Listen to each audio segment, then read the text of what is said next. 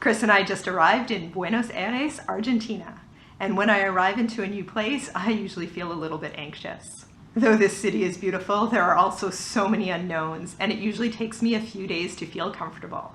So that I don't feel completely disorganized, here are 5 things that I do before I arrive in a new place. Chris and I have taken early retirement so that we can slow travel around the world, spend more time with our families and friends, and take on projects that matter to us. As slow travelers, we have a bit of a routine that we use to prepare for our arrival into any new place. This routine helps reduce my anxiety and get more comfortable faster. Buenos Aires has over 15 million people that live here, and there are so many things to do.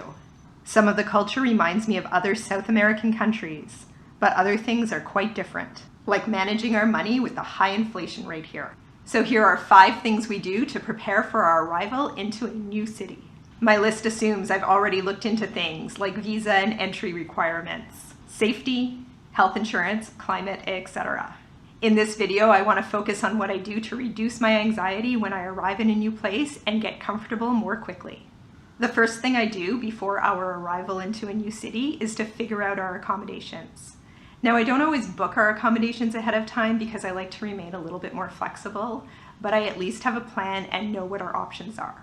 But for our arrival into Buenos Aires, I definitely wanted to have something booked and reserved just for us. We plan on being in this city for at least a month, so I wanted to make sure that I could book the accommodations that I really wanted. And we also needed to provide an address when we went through immigration.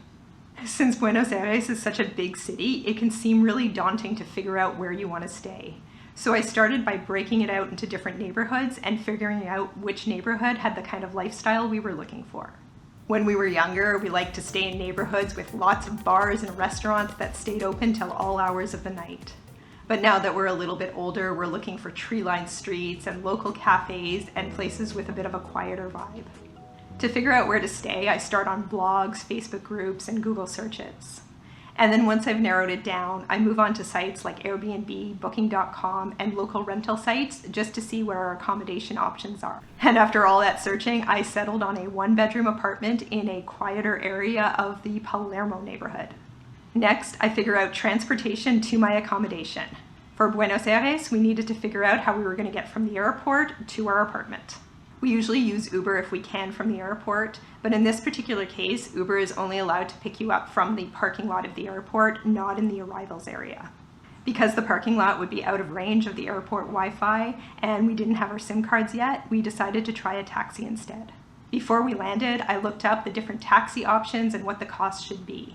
And so when we arrived at the airport, I knew the exact kiosk of the taxi stand I was looking for and how much they should charge me. I also knew that I was able to pay by credit card, which was really important because we didn't have the local Argentinian pesos on us yet. We ended up using Taxi Ezeiza Oficial, and we paid $26 for our transportation from the airport to our apartment. This brings me to the next thing I do to prepare for our arrival into a new place, and that's to figure out how the money works. Now, typically before we land, I like to have some local currency on me. But the Argentinian peso is quite different from anywhere else we've ever traveled. The inflation rate here is really high, and the value of the Argentinian peso changes a lot. And if you take out money too soon, it might not be worth nearly what you paid for it when you go to use it. And so for that reason, we landed in Argentina with no local currency on us. I'm not going to go into details on the inflation issues in this country and how the currency works, but there's a few important things to know. There's the published rate, there is the blue rate, and then there's the MEP or the MEP rate. And there's a lot of videos that go into details on how these work. But basically, the published official rate, you never want to pay it. The blue rate is the ideal rate and the exchange rate that you want to pay. And then there's the MEP or the MEP rate, and that is the rate that your credit card, typically Visa or MasterCard, will charge you. And the MEP rate is close to the blue rate. Now, typically when we travel, we use ATMs and we use our credit cards. But using an ATM here means you're going to pay a much higher exchange rate than if you used your credit card or if you got money out of Western Union. Now, I have never used Western Union in my life, but for this trip, I've signed myself up for a Western Union account. Using Western Union was actually pretty easy to do, even though it seemed really daunting to me at first. The only thing was that we ended up waiting over an hour in line to get our money.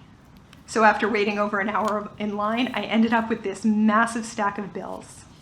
Now I know this process seems intimidating. When I first started looking into it, it was really daunting. But I spent about 20 or 30 minutes watching videos and reading blogs on the subject, and after all that, it seemed pretty straightforward. Another thing to know about going to the shops here in Buenos Aires, and we've seen this in other countries too, is that if you want to pay by credit card, sometimes they also ask you for your passport as your proof of ID. Yesterday we went to the grocery store and we only had a copy of our passport, and they did let us pay with a credit card, but they told us that next time we went, we should bring our original passport. I don't really love carrying my passport around with me, so we'll kind of see how we handle that in the future.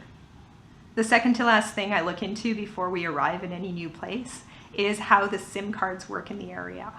eSIMs are getting really popular, but they don't work everywhere. Here in Buenos Aires, we decided to get a physical SIM, or a chip as they call them in South America. Before we landed, I looked up all the major cell phone providers and where we would be able to buy chips and what the data plans and the different costs are.